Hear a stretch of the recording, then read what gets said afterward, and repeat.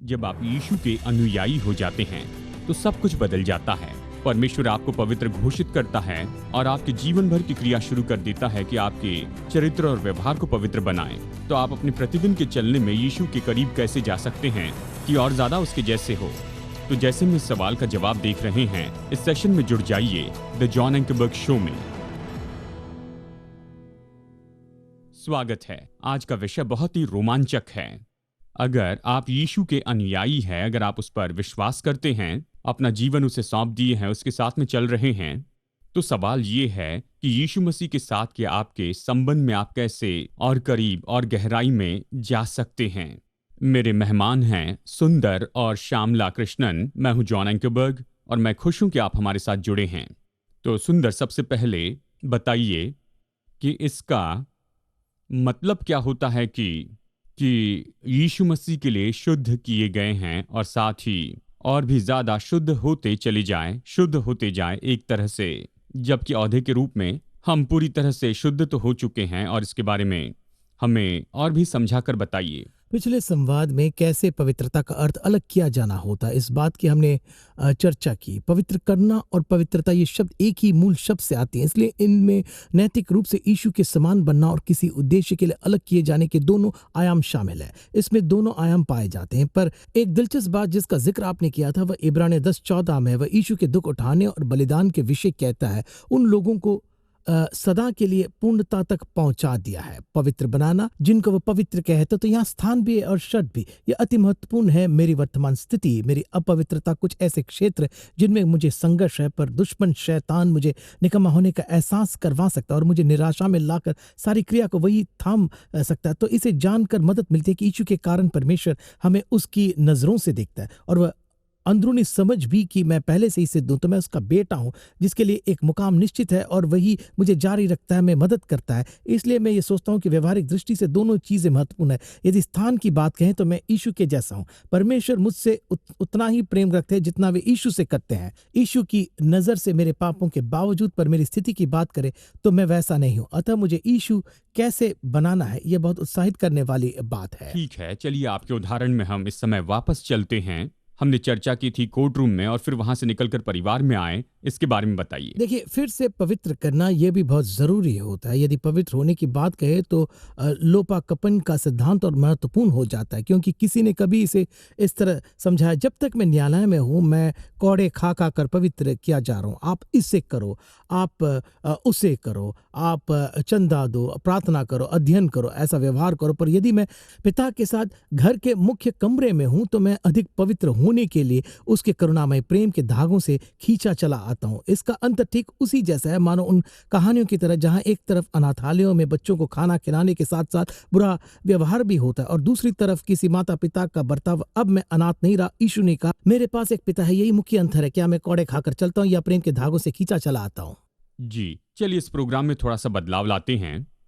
चलिए, आप पास्टर हैं और आप पास्टर की पत्नी हैं। आप एक साथ बढ़े हैं, लेकिन साथ साथ में प्रभु के साथ के संबंध में आप अलग अलग रूप में भी बढ़े हैं। सुंदर, पहले आप बताइए, फिर मैं श्यामला से सुनना चाहूंगा कि पास्टर की पत्नी होना मतलब क्या होता है।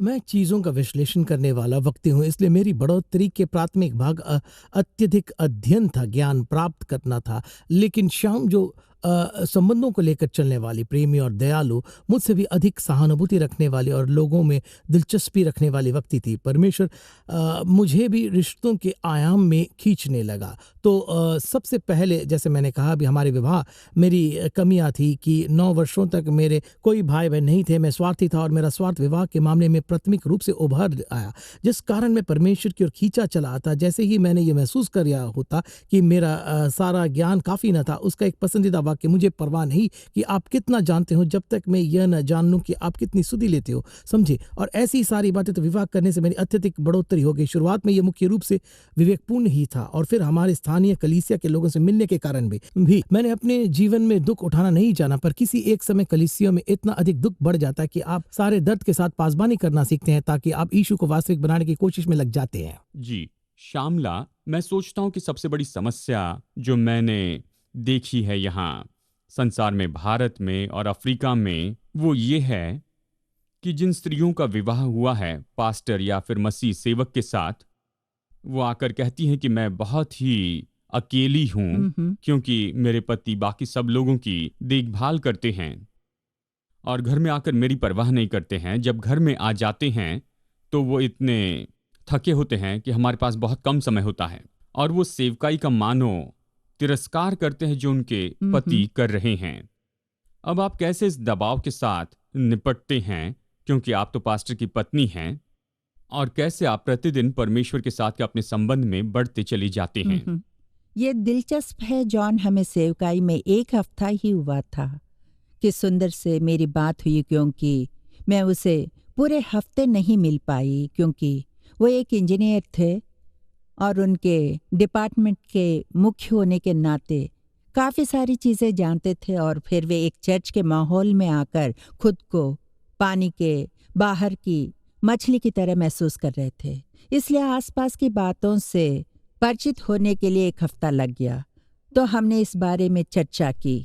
मुझे लगता है कि परमेश्वर ने हमारे बीच की गड़बड़ी को दूर किया और मैंने उनसे कहा, सारे जग को जीतकर खुद के बच्चों को खो देने में कोई समझदारी नहीं है।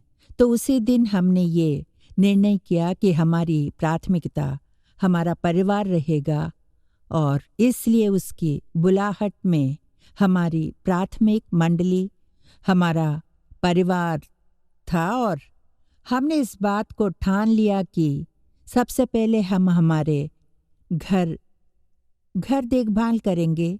तो हमने हफ्ते में 2 रातों को निश्चित किया जब हम परिवार के साथ वक्त गुजारेंगे, जब वे हमारे परिवार की अगुवाई करेंगे, एक पवित्र वेदी के जैसे जहां हम आत्मिक बातों की चर्चा करेंगे। उस वक्त हमारे बच्चों की उम्र केवल 4 और 6 वर्ष थी। मैं धन्यवादी हूं कि बिल्कुल शुरू से ही परमेश्वर ने हम दोनों को थामे रखा, और जैसे आपने बताया, ऐसे कितने पासबानों के परिवार है। दुख की बात है कि बच्चे भी हैं जिन्हें चर्च के खातिर बलिदान के वेदी पर चढ़ाया गया है, और परमेश्वर का अनुग्रह ही है, उसने पहले ही हफ्ते में उस मार्ग से जाने से रोक दिया। मैंने ये महसूस किया कि मैं उसकी आत्मिक उंगली पकड़कर चलना नहीं चाहती थी। मुझे स्वयं बढ़ना था, मेरी पसंदीदा चीज थी। मैं एक ऐसी महिला हूँ जो पवित्र शास्त्र के छवियों की ओर खींची चली आती हूँ। इब्रानियों में जहाँ लेखक कहते हैं, जो भूमि अपने ऊपर बार बार पड़ने वाला पानी सोख लेती और उन लोगों के लिए उपयोगी फसल उगाती है जो उन पर खेती करते हैं, तो वो परमेश्वर का आशीष प्राप्त करते हैं। और मैंने पाया है कि एक पासबान की पत्नी होने के नाते मुझे प्रभावित करना है, तो मुझे उस भूमि की तरह होना होगा। सबसे पहले खुद मेरे लिए जीवन के जल की जरूरत है, और तब मेरे जीवन से उत्पन्न होने वाला कोई भी फल, आशा करती हूँ, कलीसिया के मंडली की महिलाओं को प्रभावित करेगा, जिन्हें उसने मुझे पासबानी करने का अवसर दिया है। मेरे जीवन का सबसे मुश्किल भाग मेरे जीवन का सबसे पवित्र और आशीषित अध्याय बन गया, जो उन 20 वर्षों में एक ही व्यक्ति था जो मेरे लिए सदैव खड़ा रहा। एक मसीही पति, एक पासबान जो आत्मिक अगुआ था। उससे विवाह करने के बावजूद ऐसे दिन थे जब वो मेरे लिए समय नहीं निकाल पाते थे, क्योंकि ये मेरा संघर्ष था। मुझे इस परमेश्वर के उपस्थिति में जाकर सुलझाना पड़ा, और इसी ने मुझे सबसे अधिक परमेश्वर की ओर खींचा। और ये भी है कि यीशु सदैव मेरे साथ थे। ठीक है श्यामला, सारे मसीही अगुओं की पत्नी, इन सब की ओर से, यानी अगवे या पास्टर की पत्नी की ओर से, आप उनके पतियों से क्या कहना चाहती हैं? मैं उन सारे पतियों से वही कहना चाहूंगी जो मैंने आपसे कहा। आपकी बुलाहट और परमेश्वर को खोजने के पीछे आप अपने परिवार को पीछे ना छोड़ दे। पासबानी की सेवकाई में ये एक ऐसी बुलाहट है जो परमेश्वर दोनों पति और पत्नी को देता है।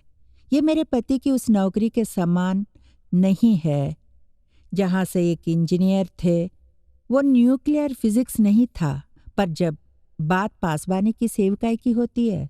ये वे लोग हैं जिन्हें परमेश्वर ने हमें साथ मिलकर पासबानी करने के लिए कहा है, भले ही उसकी सबसे पहले पासबान के रूप में नियुक्ति हुई हो, पर उसके साथ चल पाना ये मेरा सौभाग्य ही है। इसलिए मैं पासबानी की सेवकाई कर रहे पतियों से कहना चाहूंगी कि आप आपके पत्नी और बच्चों को साथ लेकर जरूर चलें, और इस बात की खातिर करके कि आप उनकी आत्मिक ज़रूरतें भी पूरी कर रहे हों, क्योंकि मैं जानती हूँ सुंदर की सेवकाई का बहुतांश प्रभाव संदेशा के द्वारा नहीं तो हमारे परिवार के द्वारा हुआ है। और आज हमारे दोनों बच्चे परमेश्वर से प्रेम करते हैं। उनमें से एक पासबान है। हमारी बेटी हमारे कलीसिया में आराधना में अगुवाई करती है, और मेरे हिसाब से कलीसिया के लोग की यही आवश्यकता है। आप एक पासबान और पत्नी होने के नाते आपके जीवन के साथ क्या करते हो, निर्माण करने के दिशा निर्देश मिल सके। जॉन, जी। पासबान होने के नाते मैं इसमें एक और बात जोड़ना चाहूंगा। भले ही मैं एक पुरुष हूं जो पुरुषों से बात कर रहा हूँ, इफिसियों 5 में विवाह के विषय पूरे बाइबल की सबसे चौंका देने वाली बात लिखी है। इसलिए पति पत्नी का रिश्ते जो कलीसिया के प्रति यीशु के प्रेम के रूप में दर्शा गया है। इसलिए आप पासबान होकर कलीसिया को प्रेम करना चाहते और चाहते हैं कि कलीसिया बढ़े। और अगर आप अपनी पत्नी और विवाह पर ध्यान न दें तो ये मौलिक नियमों में विरोधाभास है। अगर आप अपनी कलीसिया से प्रेम करना चाहते हैं तो आपका कलीसिया के प्रति प्रेम का सबसे बड़ा उदाहरण है आपका अपनी पत्नी के लिए प्रेम। यह मैं कहना चाहता हूँ। ठीक है, आप बहुत ही व्यस्त व्यक्ति हैं। जी। ठीक है। और चर्च में यानी लोग मरते हैं, लोगों को सलाह चाहिए, लोगों को शादी करनी है, संदेश तैयार करना है, यानी पूरा हफ्ता इसमें लग जाता है। आपको व्यवस्थापक के रूप में सब कुछ काम करने हैं। ठीक है, तो मुझे आप बताइए कि आप किस तरह से समय निकालते हैं कि आप समय बिता सकें परिवार के लिए, जबकि ये शेड्यूल जैम टाइट देखिए, है। ये बहुत ही महत्वपूर्ण है, क्योंकि मैं ये जानता हूँ कि लोग उदाहरण देते हैं, पर मुझे ये नहीं पता कि मेरे या यहाँ दर्शकों ने सुना होगा कि अगर आपके पास कुछ बड़े पत्थर है और आप बहुत सारे छोटे पत्थर भी, और आपके पास एक ही बोतल है, यदि आप सारे छोटे पत्थर पहले डाल देंगे तो बड़े पत्थर नहीं डाल पाएंगे। पहले सारे बड़े पत्थर को डालें ताकि छोटे वाले आसानी से चले जाए। और इसलिए एक बहुत आक्रामक हमला दृष्टिकोण की आवश्यकता है। इसलिए मैंने ज़रूरी कामों को सुनिश्चित करने का काम किया। एक लेखक ने मुझे यह एहसास दिलाया कि परमेश्वर कभी आपके ध्यान खींचने के लिए चीखता नहीं है, तुम क्यों मेरे साथ आकर समय नहीं बिताते हो। आपकी पत्नी, आपका परिवार आपके ध्यान के लिए चीखते नहीं है, आपका शरीर आपके ध्यान के लिए चीखता नहीं है, और आपका मन भी ध्यान के लिए चीखता नहीं है। इसलिए यह वो बड़े पत्थर है जो पूरी तरह से नज़रअंदाज हो जाते जब तक न बहुत देर न हो जाए। और इसलिए एक अनुसूची तैयार करें जहां आप ज़रूरी चीज़ों को पहला स्थान दे। वैसे ही मेरे लिए मेरा परमेश्वर का साथ समय मूल है, क्योंकि वह केंद्र है। और इसलिए इन 35 सालों में मैंने कभी सुबह का अपॉइंटमेंट नहीं लिया, क्योंकि हर सुबह का समय मैंने अलग किया। सुबह का पहला घंटा मैं परमेश्वर को खोज सकूं। और दूसरी बात, मैं रोज 3 घंटे अपने वैवाहिक जीवन को नहीं दे सकता, पर हम एक दिन रोक लेते हैं, एक सप्ताह का दिन और एक शाम, जहां हम एक दूसरे के साथ रहें, लंबे समय तक एक दूसरे से बातें कर सके। उसी प्रकार से जब मेरे बच्चे स्कूल में थे, अगर कुछ ज़रूरी आयोजन है तो उन सभी को एक जगह लिख लिया जाता है। मैंने अपने बच्चों से कहा, मैं आखिरी क्षण में नहीं आ सकता।